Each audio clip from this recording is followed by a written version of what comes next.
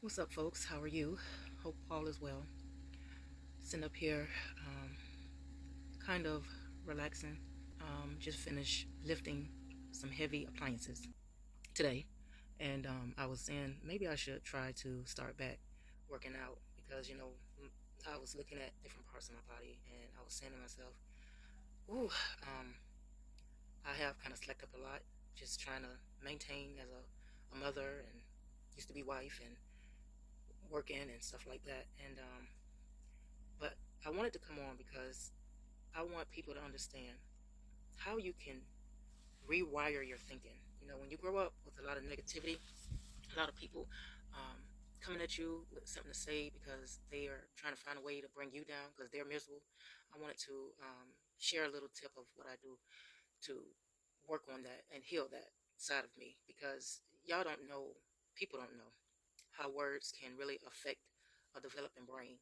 When we are talking to our children, we need to really pour a lot of love and life into them because if you don't, they'll start really doing some backwards stuff. I ain't gonna say backwards, but I'll say they'll do some things that'll disappoint you, and then you really can't get upset because if you did not raise them with encouragement, with the support, and the guidance they need, you can't really point any fingers. So, and I understand it's hard to do something that you or haven't learned, but like I said, with technology advancing, there's no excuse for anybody to not know how to heal inner wounds and stuff like that. But what I normally do is say to myself, I try to turn my pessimistic thinking into optimistic thinking with certain situations. As far as myself, like I don't like that I got my dimples back there. Got me some biscuit thighs, and I say to myself, well, as much as I don't really like having biscuit thighs, I appreciate what I have. I appreciate being able to say I have thighs, and I appreciate not having a dimpled face. And that's kind of what I do. Like I try my best not to dwell on it too long, and just try to change the negative thinking into something positive. And another thing that I try to do is I look at I try to look at people that disappoint me in a different way, and I'm still learning and growing in that area. It's not an overnight type thing. But I say to myself, I don't want people to judge me based on my background, like based on my family behavior. Like I know that I have a lot of things that took place in my family, but it doesn't make me who I am. And I still look at it this way. Even though there are some negative things that people have done, whether it's lying, whether it's stealing, whether they are doing unhealthy things, I always see it as, okay, well, they have their own destiny, their own purpose to fulfill on this planet Earth, and who am I to judge them?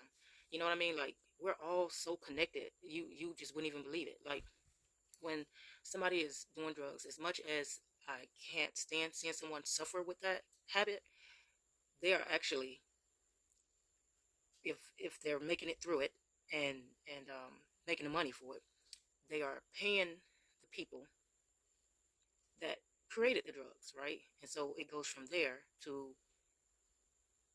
the government, pretty much, because the people take the money, circulate it, and then taxes, and then it goes straight to the government.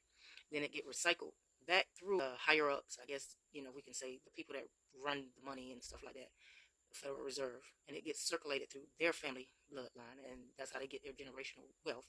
And then it goes, whatever extra, I guess, gets circulated back around to the economy. And so it's like, that's the thing. Whether you're doing something crazy, bad, or unhealthy, it still connects to everybody. Whether drugs being made in the lab and being sent to the pharmacy or sent through a dirty cop and he putting it and planting it on somebody else so he can arrest them, so he can go ahead and take them to jail. And once they find out that they had, the drugs are involved, then guess what? That person going to prison. And then who gets paid when people go to prison? The banks. The banks pretty much fund prisons and help build prisons. And then it goes from that to whoever goes to that bank and save, open a bank account and save their money in that bank. It's like we're all connected. And then one of us go up to the bank and get money out the ATM and go spend it on the store and go spend it on get out. So everything is connected. Everything plays a role. So that's why I said, it's kind of hard to really just look at things from just one perspective. it's almost like you having a plant and some weeds grow around the plant. And as much as you do not like weeds in your garden or around your plant, it provides some type of benefit. Whether it's helping bring nutrients to the roots of the plant that you have, or it's providing some type of shade or some type of food for the insects and the bugs, and helping them pollinate and different things like that. So basically, I just wanted you guys to know that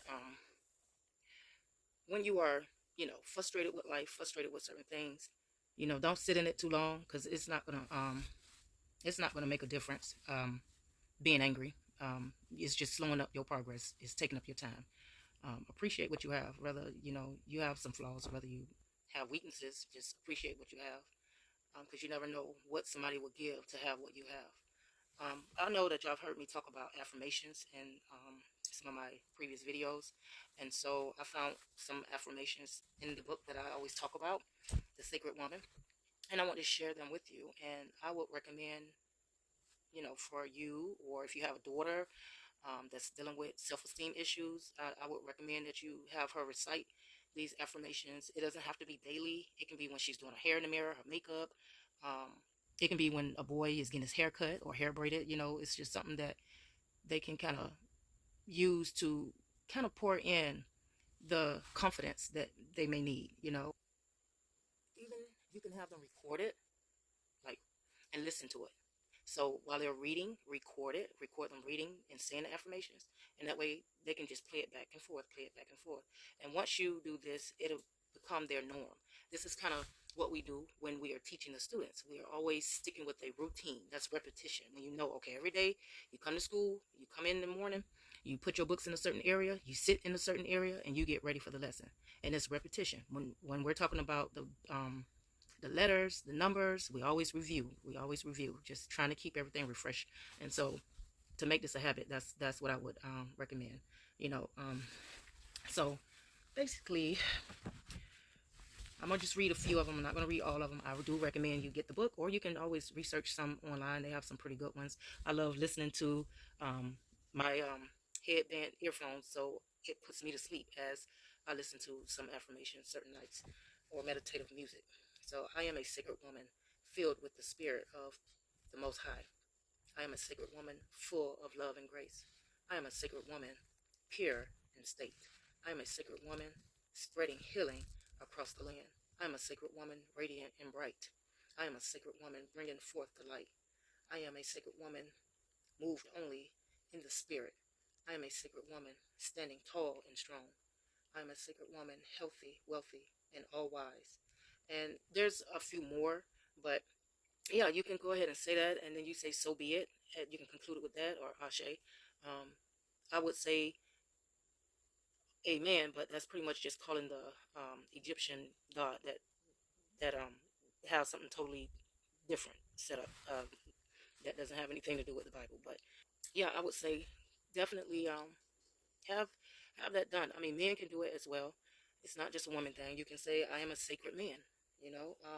Whatever you can do to heal that brokenness, and just don't knock it when you say it the first time and one time. You have to be repetitive. You have to continue on until it really sits, and you got to say it like you are confident, and for a fact this is representing who you are. You got to make it stick in your spirit. You got to wake it up and let them know, hey, just because my job fired me doesn't make me less of a person. Doesn't mean that I'm not a good worker. Just because my woman left me doesn't mean, well, I'll say look and reflect on why she left, but don't make it fully about her. Make it about, well, what can you do to be a better person? And if she don't really want to work with you and don't appreciate you, then you can just be prepared for a better one, another one, replacement. Even with your family members, just because they always seen you as this clumsy looking, funny looking, big head, peanut head person when you was little, and they don't want to respect you as an adult and see that you done grew into your looks, and they still got negative things to say. Just switch it up, and what you can tolerate. Don't let people into your world that's not gonna benefit you and make you a better person. We got enough bitchy people out here, especially the racists. I mean, come on now. Let's try to work together and try to make this a better place. Oh Lord, I'm sounding like Michael Jackson. Okay, let me get ready to go to bed. Good night.